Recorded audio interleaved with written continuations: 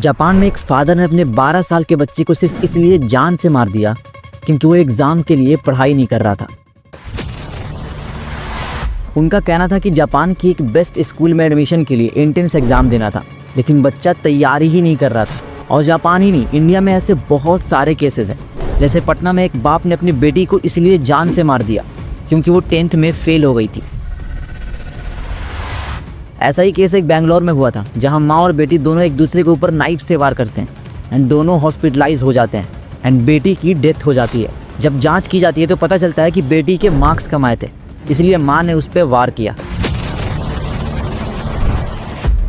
Society, parents and teachers का अपने बच्चे के ऊपर इतना ज़्यादा प्रेशर होता है कि वो कभी भी अपने ड्रीम को फॉलो ही नहीं कर पाते हैं। लास्ट में उनके पास 2 ही ऑप्शन बचते हैं। एक तो ये कि वो अपने सपने को मार कर बिना पसंद का काम करें जो वो कभी करना नहीं चाहते हैं, एंड दूसरा ये कि वो सुसाइड कर लें। फियर ऑफ फेलियर का स्टूडेंट्स में इतना ज़्यादा प्रेशर है कि वो कभी भी मार्क्स के बाहर सोच ही नहीं पाते हैं। पेरेंट्स के एक्सपेक्टेशन को पूरा करने में और सोसाइटी के क्रिटिसिज्म से बचने में वो इतना ज़्यादा इन्वॉल्व हो जाते हैं कि कभी भी अपने ड्रीम के बारे में सोच ही नहीं पाते हैं। जितनी तेज़ी से पॉपुलेशन बढ़ रही है, उससे ज़्यादा तेज़ी से इंडिया में सुसाइड केस बढ़ रहे हैं। And reason, societal pressure. Society का, पेरेंट्स का एंड टीचर्स का अपने बच्चे के ऊपर मार्क्स लाने के लिए इतना ज़्यादा प्रेशर होता है कि वो कभी भी अपने ड्रीम के बारे में पेरेंट्स को या किसी फ्रेंड्स को नहीं बता पाते हैं, क्योंकि उन्हें पता है कि अगर वो ऐसा करेंगे तो लोग उनका मजाक उड़ाएंगे। एक रिसर्च में ये पाया गया कि बच्चों की क्रिएटिविटी उम्र बढ़ने के साथ साथ कम होती जाती है, क्योंकि उन्हें क्रिएटिविटी से दूर रखा जाता है। लेकिन क्या सिर्फ सोसाइटी की वजह से बच्चे अपने सपने से पीछे हटते हैं? एक छोटा सा शहर, एक प्यारा सा बचपन। आर्यन, एक 8 साल का बच्चा, अपने छोटी से ख्वाब के साथ जीता था। वो एक पेंटर बनना चाहता था। वो स्कूल के क्लास में बैठ के लास्ट पेज पर रंग बिरंगे ड्राइंग्स बनाता था और हर नई पेंटिंग के बाद उसके चेहरे पर एक अलग सी मुस्कान होती थी। लेकिन टीचर उसको इसके लिए पनिशमेंट दिया करती थी। एक दिन उसने अपनी एक पेंटिंग को गली के आर्ट कॉम्पिटिशन में भेजी। जब रिजल्ट आया तो आर्यन खुश था क्योंकि उसने पेंटिंग में 2nd प्राइज जीता था। लेकिन घर वापस आते ही मानो उसकी खुशी छीन सी गई। उसके पापा ने कहा, ये पेंटिंग शेंटिंग करने का समय नहीं आर्यन। टॉप करोगे तो डॉक्टर बनोगे, इंजीनियर बनोगे, नहीं तो जिंदगी में कुछ नहीं कर पाओगे। और ये बात सिर्फ घर तक सीमित नहीं थी। मोहल्ले के अंकल जो दूसरे के घर के सपने के ऊपर हमेशा राय दिया करते हैं, उन्होंने भी कहा, आर्ट में कोई करियर नहीं है, आर्यन को पढ़ाई पर ध्यान देने के लिए बोलो, वरना जिंदगी भर वो ब्रश रगड़ता हुआ रह जाएगा। आर्यन छोटा था, लेकिन ये बातें उसके दिल में घर कर गई थी। उसने जिंदगी में पहली बार अपने सपने को दबता हुआ देखा और पढ़ाई पर ध्यान देने लगा। आर्यन अब 15 साल का हो चुका था, लेकिन अभी भी उसने पेंटिंग नहीं छोड़ी थी। स्कूल के हर टीचर उससे कहते थे, लाइफ में सक्सेसफुल बनना है तो अच्छे मार्क्स लाओ, ये आर्ट और एक्स्ट्रा करिकुलम टाइम वेस्ट है।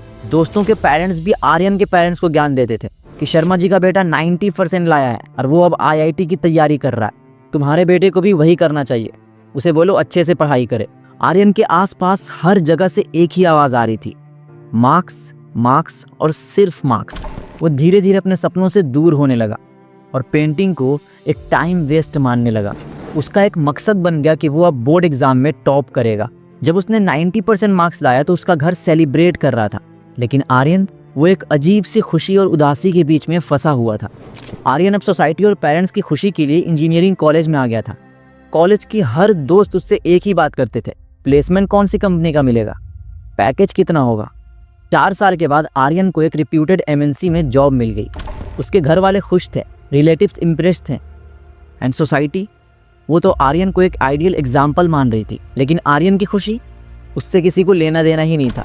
जॉब के कुछ सालों बाद आर्यन की शादी हो जाती है। शादी के बाद जिम्मेदारी का एक नया दौर शुरू होता है। EMI का बिल्स, घर का खर्चा और एक स्टेबल लाइफ बनाने का बोझ आर्यन के अब कंधों पर आ गया था। एक दिन उसके ऑफिस के एक सीनियर ने उससे कहा, प्रमोशन के लिए और मेहनत करनी पड़ेगी, वरना तुमसे आगे निकलने के लिए बहुत सारे लोग खड़े हैं। आर्यन ने फिर दौड़ना शुरू किया। सुबह 9 बजे ऑफिस जाना, रात को 10 बजे घर आना, खाकर सोना और सुबह फिर से वही साइकिल दोबारा से अपनाना। आर्यन की जिंदगी का एक रूटीन बन गया था। शादी से पहले कभी कभी उसके दिमाग में पेंटिंग का ख्याल आया करता था, लेकिन अब वो सिर्फ इमेजिनेशन बनकर रह गया था। एक दिन उसकी वाइफ उससे कहती, आर्यन, कभी कभी तुम्हारे चेहरे पर एक अजीब सी उदासी देखती हूँ, क्या बात है? लेकिन आर्यन बस एक मुस्कान के साथ जवाब देता है, कुछ नहीं, बस काम ज़्यादा है। आर्यन अब 35 साल का हो चुका था। हर दिन जॉब कर रहा था, रिस्पॉन्सिबिलिटीज़ निभा रहा था और हर वो काम कर रहा था जो एज अ फादर और एज अ हस्बैंड करना चाहिए, लेकिन वो खुश नहीं था। एक दिन उसका बेटा उससे पूछता है, पापा, आपने जॉब ही क्यों चुना? आपने कुछ और क्यों नहीं किया? आर्यन एक पल के लिए चुप हो गया, लेकिन फिर एक फेक मुस्कान के साथ जवाब दिया कि बेटा, मैं वही हूँ जो मुझे बनना था। लेकिन अंदर ही अंदर वो जानता था कि जो वो आज बना है वो उसके सपनों का नतीजा नहीं है, बल्कि उसकी सोसाइटी के सपनों का नतीजा है। वो चुपके से अपने रूम में गया। उसने एक पुरानी अलमीरा से एक बचपन की ड्राइंग बुक निकाली और उसके पेजेस को देखने लगा। हर एक पेज, हर एक पेंटिंग उसे अपने बचपन वाले आर्यन की याद दिला रहे थे, जो खुश था, जो ख्वाबों में जीता था, जिसके सपने थे और जो उन सपनों को जीना चाहता था। आर्यन अब 60 साल का हो चुका था और उसने अब रिटायरमेंट ले ली थी। एक शाम उसके पोते ने उससे एक बात पूछी, दादाजी, आपके बचपन का ड्रीम क्या था? आर्यन ने फिर वही फेक मुस्कान के साथ जवाब दिया, बेटा, बस तुम्हारी खुशी देखना। लेकिन अंदर ही अंदर उसके दिल में एक आवाज़ थी, मैंने पेंटिंग छोड़कर गलती कर दी। उसने पूरी ज़िंदगी एक रेस में निकाल दी। वो एक मशीन बन चुका था जो अपनी क्रिएटिविटी, अपनी इंडिविजुअलिटी और अपने सपने को कहीं पीछे छोड़ चुका था। आर्यन की कहानी का जिक्र हम फिर करेंगे, लेकिन आर्यन की कहानी में कुल 3 विलेन थे, सोसाइटी, टीचर्स एंड पेरेंट्स। आइए इनके बारे में हम थोड़ा डिटेल में समझते हैं, क्योंकि असली रियलिटी तो अब पता चलेगी। The social pressure, social pressure, social pressures, social pressures. societal pressure. Societal pressure ये सबसे बड़ी वजह है जिसकी वजह से लोग सुसाइड करते हैं। क्या आपने कभी सोचा है कि जो आप डिसीजन लेते हो वो आपके अपने डिसीजन होते हैं, या आप सिर्फ सोसाइटी के दिखाए हुए रास्ते पर चलने के लिए डिसीजन लेते हो? आर्यन की स्टोरी में पहला विलेन था सोसाइटी। हाँ, वही सोसाइटी जो हर किसी के सपने को एक ही स्केल पर नापती है, marks, degree and secure job. और जॉब भी कहाँ, सिर्फ इन 7 फील्ड में। 93% लोग सिर्फ इन 7 करियर ऑप्शन के ऊपर डिपेंडेंट हैं, जबकि इंडिया में 250 से ज़्यादा करियर ऑप्शन है। अब ऐसा क्यों है? क्योंकि लोगों को पता ही नहीं है कि इसके अलावा भी और सारे फील्ड्स हैं जहाँ करियर बनाया जा सकता है। यूके में जब स्टूडेंट से बातचीत करके एक रिसर्च कंडक्ट करी गई तो 80% लोगों ने ये एग्री किया कि काश उन्हें भी और ज़्यादा ऑप्शंस के बारे में पता होता। और यूके ही नहीं, इंडिया में भी ऐसा ही है। ज़्यादातर लोग इन 7 करियर ऑप्शन के अलावा और ऑप्शंस के बारे में जानते ही नहीं है। इस सोसाइटी में आपको इन जॉब्स के बारे में इतना ज़्यादा बढ़ा चढ़ाकर बता दिया जाता है कि आपको लगता है ये नहीं किया तो सक्सेसफुल बन ही नहीं पाऊंगा। और गलती से अगर दूसरे फील्ड में करियर बनाने की सोच लो तो लोग मजाक उड़ाने लगते हैं। वो आपको इस तरह से क्रिटिसाइज करते हैं कि आपने कोई बहुत बड़ा क्राइम कर दिया। यही रीज़न है कि 84% लोग अपने ड्रीम्स को फॉलो नहीं कर पाते हैं। सोसाइटी की कंडीशनिंग एक इनविजिबल केज की तरह होती है, हमें दिखती तो नहीं है, लेकिन हम उन्हीं के इशारों पर चल रहे होते हैं। जो वो कह रहे होते हैं हम वही डिसीजन लेते हैं। अब आप में से कई लोग कहेंगे कि क्या यार, क्या ही बात कर रहे हो, हम तो सोसाइटी से बात ही नहीं करते हैं, तो हम उनके अकॉर्डिंग डिसीजन कैसे ले सकते हैं? बट मैं अगर कहूँ कि आप गलत हो तो बुरा मत मानना, क्योंकि सच तो यही है कि हम डायरेक्टली या इनडायरेक्टली सोसाइटी के बताए हुए रास्ते पर ही चल रहे होते हैं। एंड ये प्रूवन है। जैसे कि ये रिपोर्ट देखो, सोशल नॉर्म्स हमारी लाइफ की मेजर डिसीजन को इन्फ्लुएंस करती है। जैसे लोगों के साथ कैसे ट्रीट करना है, कौन सा करियर पाथ चुनना है, किसको वोट करना है, कैसे करना है, शादी कब करनी है, किससे करनी है। लगभग हर डिसीजन के पीछे सोसाइटी का ही हाथ होता है। अब सोसाइटल प्रेशर भी डिफरेंट टाइप के होते हैं। जैसे इसका ही एक पार्ट है पीयर प्रेशर। जब हम एक ही उम्र के साथ वाले ग्रुप में रहते हैं तो हम वहाँ से इन्फ्लुएंस होते हैं। एंड अगर आप अपने ग्रुप के लोगों की बात ना मानो, उनके जैसा ना करो, तो वो लोग आपको नीचा दिखाने लगते हैं। वो लोग आपको ऐसा फील करा देंगे कि आप जोश में वो काम करोगे। एंड पीयर प्रेशर की वजह से ही फोमो क्रिएट होता है। ये ले। नहीं नहीं, मैं नहीं पीऊंगा ये सब, हमारी एज नहीं है ये सब करने की। तू फट्टू है और फट्टू ही रहेगा। क्या नाटक कर रहा है यार? अभी दोस्ती निभानी है तो दिखा दे यार, यही सही मौका है। एक सिप पी ले, मजा आ जाएगा। फोमो यानी फियर ऑफ मिसिंग आउट। आपने देखा होगा, अगर 5 लोगों की ग्रुप है और उसमें से 3 के पास आईफोन है तो बचे हुए 2 लोगों के अंदर भी फोमो क्रिएट हो जाती है। एंड वो भी फिर चाहते हैं कि मैं भी आईफोन खरीद कर इस ग्रुप में फिट हो जाऊं, ताकि मुझे लोग कम न समझें। अब इसमें भी एक पॉजिटिव और एक नेगेटिव एंगल है। जैसे अगर 5 बंदों का ग्रुप है जिसमें से 4 सक्सेसफुल है तो ऑटोमेटिक 5वें बंदे के अंदर फोमो क्रिएट होगी। एंड यहाँ पर ये अच्छी चीज़ है क्योंकि वो उन्हें देखकर उनके जैसा बनना चाह रहा है। लेकिन मोस्ट ऑफ द केसेस में लोग नेगेटिव ग्रुप से ही ज़्यादा इन्फ्लुएंस होते हैं। हे रोहित। Hey dude, हाय ऋषि। तो ये है जो हमारा ग्रुप ज्वाइन करना चाहता है। ये सही लड़का है भाई, कूल है नहीं पर बना सकते इसे। हमारा ग्रुप ज्वाइन करने के लिए तुझे एक टेस्ट देना पड़ेगा। टेस्ट मतलब क्या ए है? फट्टू, पहले सुन तो ले। आज स्कूल बंक कर और चल हमारे साथ। School bunk? अब अगर आपको ऐसा लगता है कि हमारे ड्रीम्स को मारने में, हमारे डिसीजन लेने में, या हम जिससे इन्फ्लुएंस होते हैं उसमें सिर्फ सोसाइटी का हाथ है, तो ऐसा नहीं है। इसके दो सबसे बड़े एजेंट्स हैं, टीचर्स एंड पेरेंट्स। एंड इसे ही समझना सबसे ज़्यादा इम्पॉर्टेंट है, क्योंकि हम पूरा दिन इनके आसपास ही रहते हैं एंड यहीं पर सबसे ज़्यादा लोगों के सपनों के साथ खेला जाता है। इन दोनों के द्वारा प्रेशर इतना ज़्यादा क्रिएट किया जाता है कि लोग मरने मारने पर आ जाते हैं। वीडियो में आप देखोगे कि सबसे ज़्यादा मर्डर और सुसाइड भी इनके वजह से ही होता है। Of two NEET students who've taken their life unable to deal with the pressure and stress of the coaching institutes and having to pass those exams. Teacher का काम सिर्फ पढ़ाना नहीं होता है, इनका काम होता है बच्चों की क्रिएटिविटी एंड उनकी क्रिटिकल थिंकिंग को डेवलप करना, बच्चों के पोटेंशियल को देखते हुए उन्हें उनके पसंद के डायरेक्शन में करियर बनाने में हेल्प करना, उनकी क्रिएटिविटी को प्रोत्साहित करना। लेकिन जब वही टीचर आपको सिर्फ मार्क्स के पीछे भगाते हैं, आर्यन के जैसे उनकी क्रिएटिविटी को पनिश करते हैं, तो बच्चों के पास और कोई रास्ता ही नहीं बचता है। आपको सुनकर यकीन नहीं होगा कि ग्रेटर नोएडा में एक टीचर ने 5th क्लास के स्टूडेंट को सिर्फ इसलिए जान से मार दिया क्योंकि वो टेस्ट में फेल हो गया था। और ये सब कहाँ हुआ? एक प्राइवेट स्कूल में। और अगर आपको लगता है कि एक अकेला ऐसा केस है, तो ऐसा बिल्कुल नहीं है। इंडिया में ऐसे मल्टीपल केस हैं। जैसे ये देखो, राजस्थान में 7th क्लास के स्टूडेंट को इस तरह से पीटा गया कि उसकी जान चली गई। पीटा क्यों? क्योंकि वो टेस्ट के क्वेश्चन को आंसर करने में फेल हो गया था। यूपी में एक टीचर ने एक स्टूडेंट को इसलिए जान से मार दिया क्योंकि उसने एग्जाम में स्पेलिंग्स में मिस्टेक्स कर दी थी। टीचर्स स्टूडेंट्स को मार्क्स के पीछे इतना पागल कर देते हैं कि बच्चे अपने ड्रीम्स को भूलकर सिर्फ मार्क्स लाने में ही लग जाते हैं, क्योंकि उनके अंदर फेलियर का डर आ जाता है। उन्हें लगने लगता है कि अगर वो फेल हो गए तो सोसाइटी क्या सोचेगी, लोग क्या कहेंगे, मैं लोगों को क्या मुंह दिखाऊंगा। इसलिए वो कॉन्सेप्ट्स को छोड़कर रट्टा मारने में लग जाते हैं कि कैसे भी करके सिर्फ पास हो जाऊं। और गलती से अगर वो फेल हो जाते हैं तो प्रेशर इतना ज़्यादा होता है कि वो सुसाइड कर लेते हैं। A class 12 student of a renowned private school allegedly died by suicide by jumping off his balcony. Delhi में किसी ने अपनी जान ले ली। जी हाँ, कंझावाला में 11वीं में पढ़ने वाले एक छात्र ने खुदकुशी कर ली है। आत्महत्या से पहले उसने 3 नोट लिखे। पहला नोट स्कूल के टीचर के नाम लिखा, दूसरा और तीसरा नोट अपने माता पिता के नाम लिखा। 29 student suicides were reported in Kota last year. Unfortunately, we entered into 2024 with nothing changing. Marks के लिए बच्चों को ऐसा ब्रेन वॉश कर दिया गया है कि वो कम मार्क्स बर्दाश्त ही नहीं कर पाते हैं। उनके अकॉर्डिंग उनकी मार्क्स ही दुनिया बन जाती है, जैसे अर्धरा के लिए बन गई थी। अर्धरा केरला की रहने वाली 15 साल की बच्ची थी जिसने SSLC के एग्जाम में 9A+ एंड 1A अचीव किया था। But she was not happy. क्यों?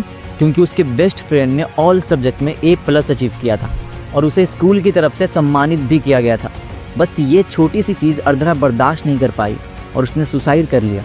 इंडिया में स्टूडेंट की suicide rate overall population growth rate से ज़्यादा हो चुका है। नेशनल क्राइम ब्यूरो के अकॉर्डिंग इंडिया में हर घंटे एक स्टूडेंट अपनी जान ले लेता है। एंड अगर आप याद करो तो इन सब की शुरुआत हमारे बचपन से ही हो जाती है। जब से आप स्कूल में इंटर करते हो, आपको चारों तरफ से सिर्फ मार्क्स ही मार्क्स सुनाई देता है। आपके अंदर कितनी क्रिएटिविटी है डजंट मैटर, आपका ब्रेन कितना शार्प है डजंट मैटर, आप कितनी जल्दी चीज़ों को सीखते हो ये भी मैटर नहीं करता। आप रट्टा मारकर याद करके कितना ज़्यादा मार्क्स लाते हो ये मैटर करता है। एंड आप उस टाइम बच्चे होते हो, आपको सही गलत का फ़र्क नहीं पता होता है, इसलिए धीरे धीरे आपको भी लगने लगता है कि इस दुनिया में सबसे ज़रूरी मार्क्स है, डिग्री है। मार्क्स नहीं आ पाया तो कुछ भी नहीं हो पाएगा। इसलिए जब बच्चा टीनेज में आता है एंड बोर्ड वगैरह के एग्जाम में फेल हो जाता है तो वो इस फेलियर को बर्दाश्त नहीं कर पाता है। इसी एकेडमिक प्रेशर से रिलेटेड एक सर्वे किया गया था जिसमें कैलिफोर्निया के 7 हाई स्कूल के 3500 बच्चों को शामिल किया गया था। इस सर्वे में 70% स्टूडेंट्स ने ये एग्री किया कि ऑफन या ऑलवेज वो एकेडमिक प्रेशर को महसूस करते हैं। एंड 56% स्टूडेंट्स ने ये कहा कि उनके ऊपर ग्रेड्स का प्रेशर होता है। आप इंडिया में रहते हुए इंडियन एजुकेशन सिस्टम को गाली देते हो एंड US और कनाडा के एजुकेशन की तारीफ करते हो, लेकिन बात तो ये है कि वहाँ भी स्टूडेंट्स के ऊपर ग्रेड्स का वही प्रेशर है जो यहाँ है। बट आपको ये समझना होगा कि प्रॉब्लम सिस्टम में नहीं है, प्रॉब्लम है उन सिस्टम को चलाने वाले लोगों में। अगर सिस्टम सुधार भी दो और लोग वही रहें तो आपको पता ही है क्या होगा। हाँ, मैं मानता हूँ कि इस एजुकेशन सिस्टम को बनाने के पीछे का मकसद था लोगों को घर से फैक्ट्री तक लाना, लेकिन वो टाइम तो गुजर गया ना। इसी एजुकेशन सिस्टम को डायरेक्टली या इनडायरेक्टली सभी कंट्रीज ने अडॉप्ट किया था, लेकिन बहुत सारे कंट्रीज ने इस एजुकेशन सिस्टम में बहुत सारे चेंजेस करे और कुछ ने नहीं करे। अब जिन कंट्रीज में सही लोग थे उन्होंने वहाँ के एजुकेशन सिस्टम को इम्प्रूव किया, प्रैक्टिकल चीज़ों पर फोकस किया, मार्क्स से लोगों को दूर रखा, क्रिएटिविटी पर ज़्यादा फोकस किया, स्टूडेंट्स को वही सिखाया जो उनके लिए सही था। तभी तो आज फिनलैंड, नॉर्वे, लग्जमबर्ग, ग्रीनलैंड ये सब 100% लिटरेसी रेट के साथ हैं। ये देश भले ही छोटे हैं, लेकिन इनका पर कैपिटा इनकम आप गूगल कर लेना। लग्जमबर्ग का पर कैपिटा इनकम लगभग $1.5 लाख के आसपास है एंड इंडिया का सिर्फ $2,500।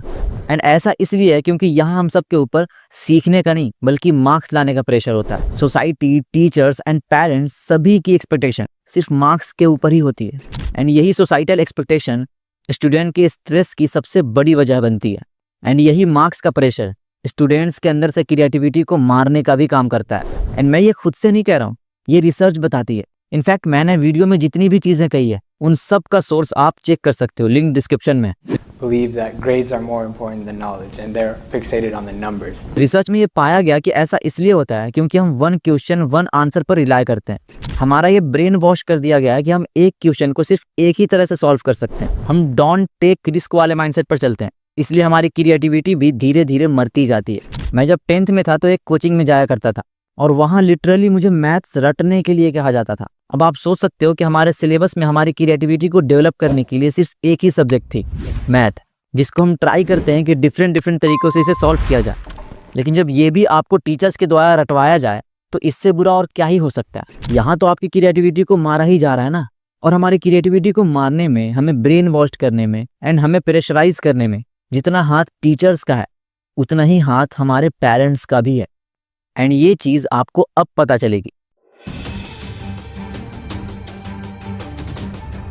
पेरेंट्स का काम होता है बच्चों के सपने को सपोर्ट करना, उनकी क्रिएटिविटी को सपोर्ट करना, उनके लिए उनके ड्रीम्स को अपना ड्रीम्स बनाना। लेकिन जब वही पेरेंट्स आपके सपने को सपोर्ट ना करें और आपको भी सोसाइटी की तरह सिर्फ मार्क्स के पीछे भगाएं तो स्टूडेंट्स के पास और कोई ऑप्शन बचता ही नहीं है।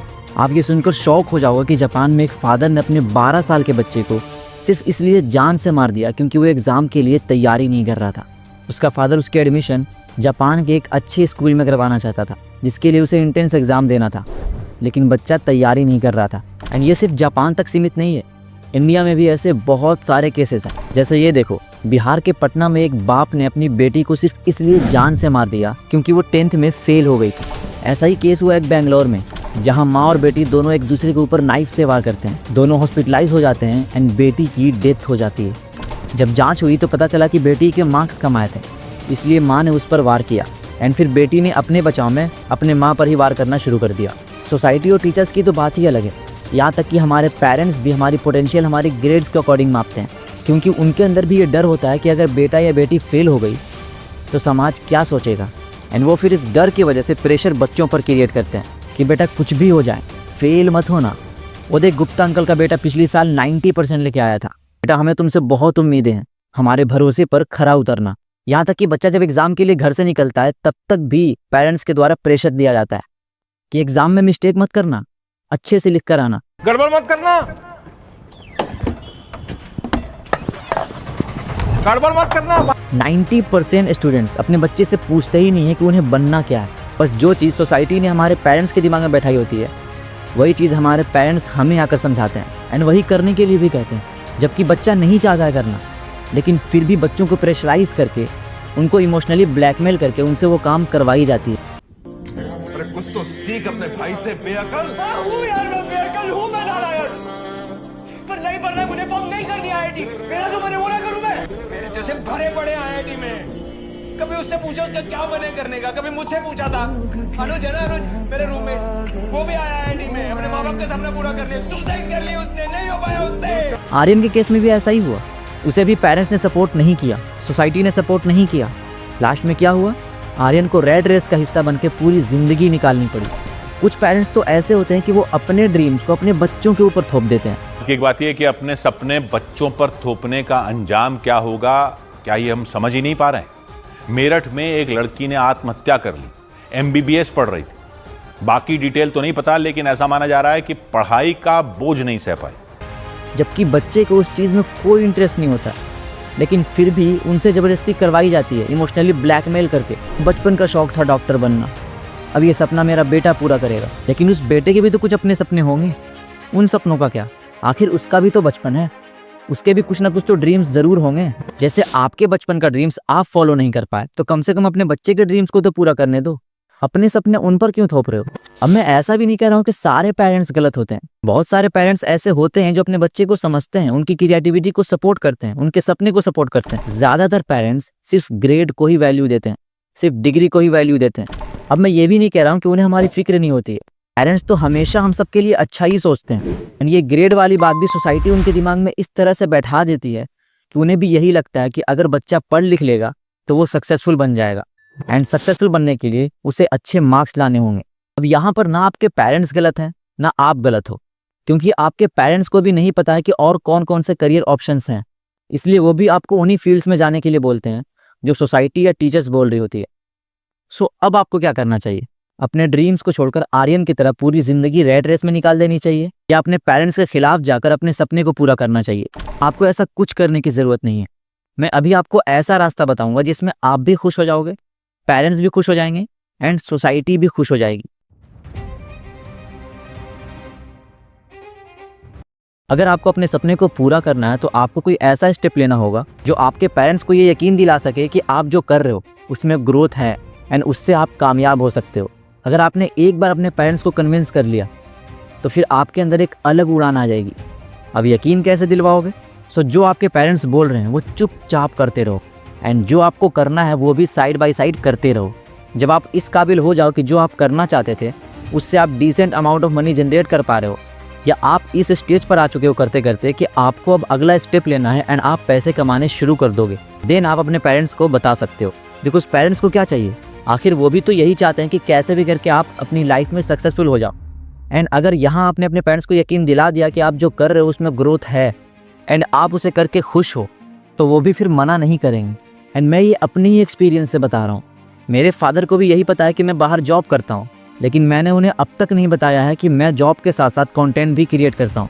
जिस दिन मेरे अंदर ये कॉन्फिडेंस आ जाएगा तो मैं बता दूंगा, एंड आई एम श्योर वो मना नहीं करेंगे, क्योंकि एट द एंड हमारे पेरेंट्स को यही चाहिए कि उनके बच्चे सक्सेसफुल बन जाए, चाहे किसी भी फील्ड में हो। यहाँ पर एक इंपॉर्टेंट बात ये भी बताना चाहूँगा कि आपको सोसाइटल प्रेशर से बचने के लिए भी एक स्टेप लेना होगा। कभी कभी सोसाइटी, टीचर्स, पेरेंट्स हमें वैसी बातें बताते हैं जो उन्हें दिखती है लेकिन हमें नहीं दिखती है, इसलिए हम उनके द्वारा कहे गए हर बात को इग्नोर नहीं कर सकते हैं।